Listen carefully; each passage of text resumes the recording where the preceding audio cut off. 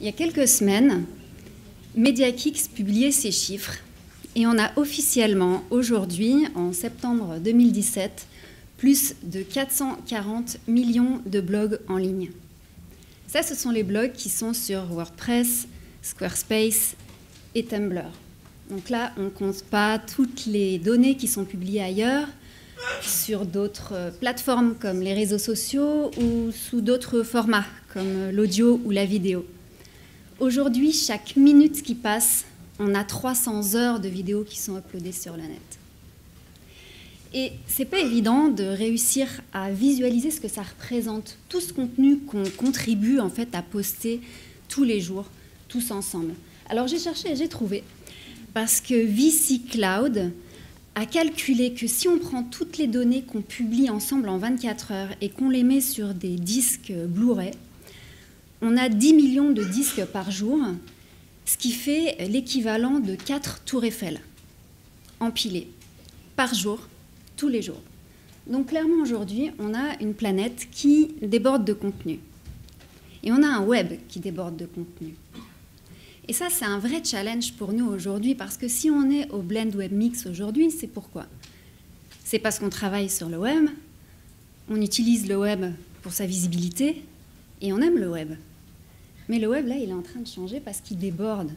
Il déborde, donc la donne change. Et c'est à nous, aujourd'hui, de relever un défi, qui est le nouveau défi du web marketing. Parce qu'on ne peut plus continuer à faire à l'avenir ce qui s'est fait ces 5, ces 10 dernières années au niveau du contenu, c'est plus possible. Le web déborde. Mais du coup, ça a 2 avantages. Le premier avantage, c'est qu'à l'avenir, communiquer, ça ne peut plus rimer avec publier au kilomètre.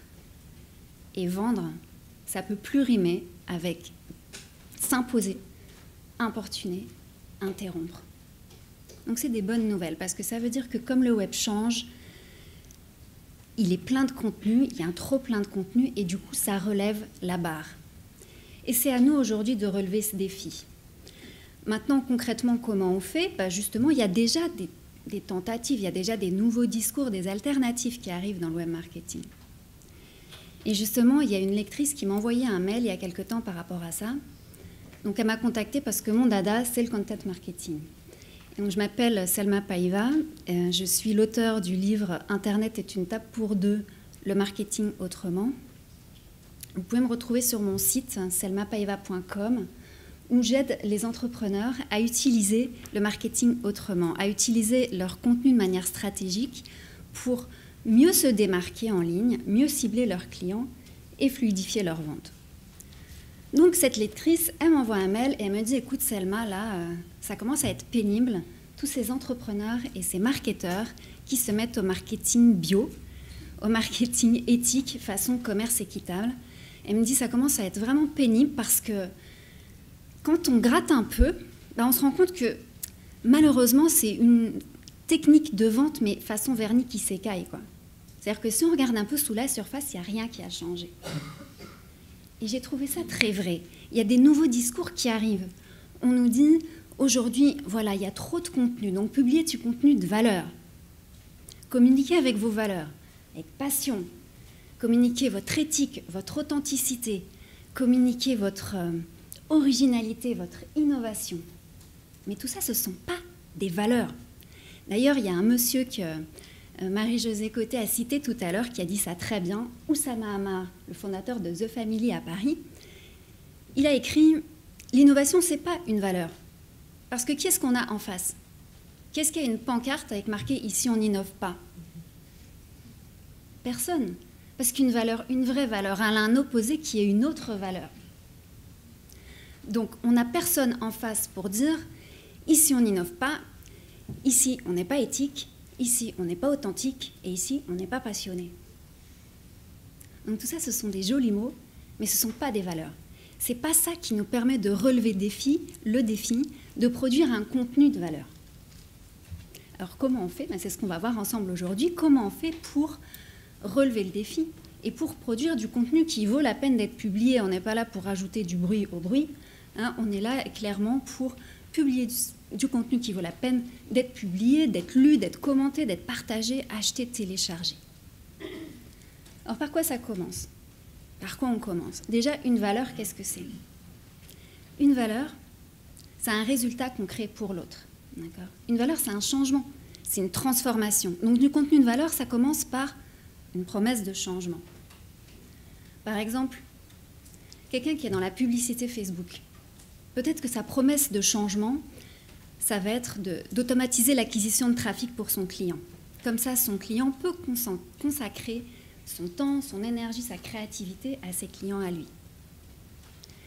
Quelqu'un qui est dans le coaching en parentalité, peut-être que sa promesse de changement à lui, ça va être de remplacer à la maison les conflits habituels par une confiance réciproque pour des enfants, des ados qui coopèrent, sans avoir besoin de crier, punir, menacer.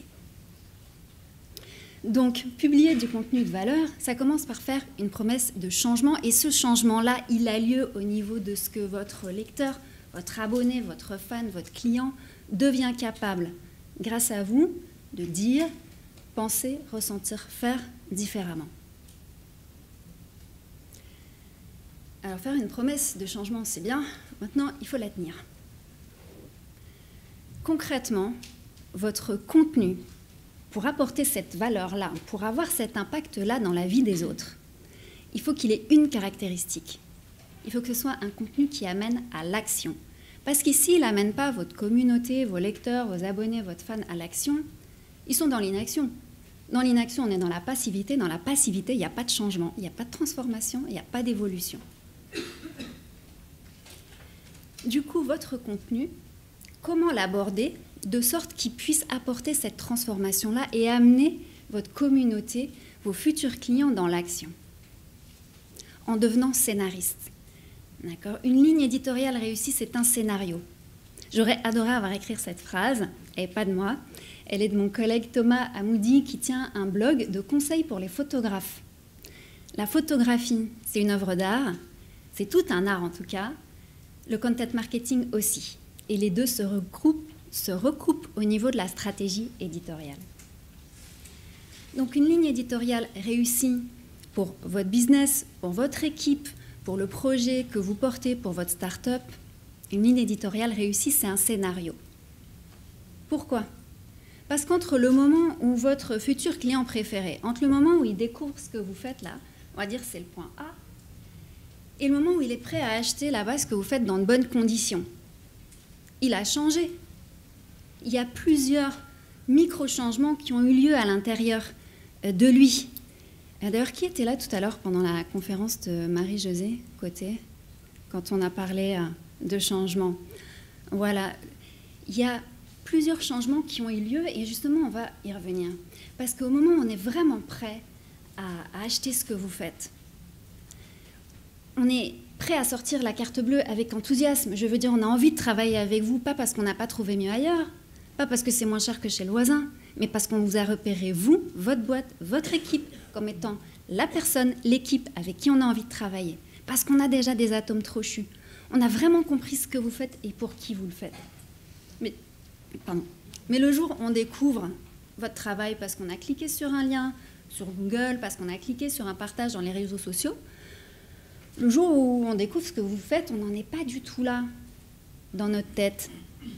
Et on a besoin de votre aide pour progresser, pour comprendre qui vous êtes, ce que vous faites, pourquoi, pour qui. Et votre scénario de contenu, il va nous aider à franchir ces étapes-là. Mais le plus gros obstacle qui est en début de parcours, il ne vous concerne pas vous. Il concerne votre abonné, votre client. Pourquoi ? Parce que la plupart des gens qui découvrent votre site, qui découvrent votre travail, qui découvrent ce que vous faites, ils n'ont pas réellement conscience de ce qui leur pose problème. Donc c'est le futur client qui arrive vers vous parce qu'il pense qu'il a besoin d'avoir plus de trafic pour faire plus de CA, mais vous savez qu'en fait, il a besoin peut-être de travailler son positionnement ou de retravailler son offre et que ce n'est pas le trafic dont il a besoin. Ça peut être quelqu'un qui arrive chez vous parce qu'il pense que pour upgrader son identité de marque, il a besoin d'un logo. Mais vous savez en tant que graphique que vous ne pouvez pas l'accompagner pour vraiment faire un bon logo parce qu'il n'a pas encore suffisamment travaillé sa cible ou son positionnement. Ça peut être quelqu'un qui vient vers vous pour apprendre à gagner plus d'argent, par exemple. Parce qu'il y a des problèmes d'argent récurrents et il pense qu'en gagnant plus d'argent, en ayant des grosses rentrées d'argent, ça va régler tous ces problèmes. Et vous savez que ce n'est pas le cas. Il a besoin de dépasser des obstacles avant. Donc, pour produire du contenu de valeur, on va construire un scénario qui va aider vos futurs clients, vos abonnés, vos lecteurs, vos fans, à déjà commencer par comprendre ce qui leur pose réellement problème. Et vous allez les guider comme ça, un épisode après l'autre, un contenu après l'autre, vers la case où ils vont devenir votre super futur client préféré. Alors maintenant, comment faire concrètement ? Moi, je vous recommande de vraiment garder en tête 3 objectifs quand vous allez préparer votre prochain contenu de début de scénario, vos prochains épisodes. Ça peut être votre prochain article, ça peut être une vidéo, un webinaire, un podcast. La prochaine fois que vous préparez un contenu en début de scénario, votre premier objectif, c'est que votre lecteur comprenne ce qui lui pose réellement problème. Votre deuxième objectif, c'est qu'il commence à voir que finalement, il a peut-être besoin d'une solution qui est différente de celle qu'il avait imaginée à la base. Et votre troisième objectif, c'est qu'il commence à se faire à l'idée ou au concept, parce que vous êtes là pour l'amener à progresser. Dans votre expertise, tout ça, ça vous semble tout à fait naturel, mais pour un futur client, au stade où il en est, ce n'est pas encore naturel. Il a vraiment besoin de temps pour se faire à votre vision des choses, pour se faire à cette nouvelle vision des choses, et du coup pouvoir travailler plus tard avec vous dans de bonnes conditions. Alors maintenant, avoir ces 3 objectifs, c'est bien. Pour les atteindre, vraiment, je vous recommande de suivre 3 étapes avec votre contenu. Quand vous avez votre idée d'article, ou de vidéo, ou de podcast, ou de webinaire en tête, commencez par noter la croyance que vous voulez dégommer. Donc on a dit peut-être que vous savez que les gens arrivent chez vous parce qu'ils pensent qu'ils ont besoin de plus de trafic. Ce n'est pas le cas, notez, c'est ça que vous voulez dégommer avec votre prochain contenu. Votre futur client pense qu'aujourd'hui ce dont il a besoin c'est de générer des grosses rentrées d'argent, c'est ça que vous voulez dégommer comme croyance, notez-le. Ensuite, pour que ça marche, choisissez les histoires, choisissez les anecdotes que vous allez raconter pour lui permettre de commencer à voir les choses autrement. Par exemple, ça peut être des anecdotes personnelles, ça peut être des histoires qui viennent du parcours de vos clients, ça peut être des études de cas, ça peut être aussi tiré de statistiques, ça peut être tiré de résultats de recherche, mais on n'est pas là pour placer les personnes qui arrivent chez vous sur la défensive, d'accord ? On n'est pas là pour leur dire, en fait, tu pensais que tu avais besoin de trafic, tu n'as rien compris. Tu pensais que tu avais besoin de plus d'argent, tu n'as rien compris. Ou tu pensais que tu avais besoin... Non, on n'est pas là pour ça, on n'est pas là dans le marketing de la culpabilité, mais au contraire, dans le marketing de la bienveillance. Donc la 3e étape, ça va être de choisir les émotions que vous voulez provoquer avec les premiers épisodes de votre scénario. Et quand vous faites ça, grâce à vous, là, votre futur client, il commence à voir les choses différemment. Il a un autre regard sur ce qui lui pose problème aujourd'hui et sur ce dont il a besoin plus tard. Et il progresse, vous avez un vrai impact, là, dans sa manière de voir les choses.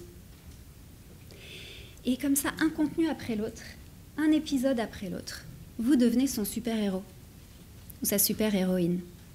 Et ça se traduit en vente aussi après, parce qu'on a une confiance en vous qui est empirique.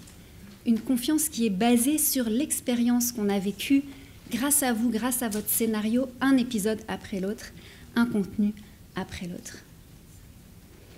Alors je vous invite pour votre business, pour votre équipe, pour votre start-up, à aborder votre contenu comme des scénaristes. Parce que comme l'a très bien écrit et si bien dit Alfred Fuller, le vrai vendeur est un idéaliste et un artiste. Merci.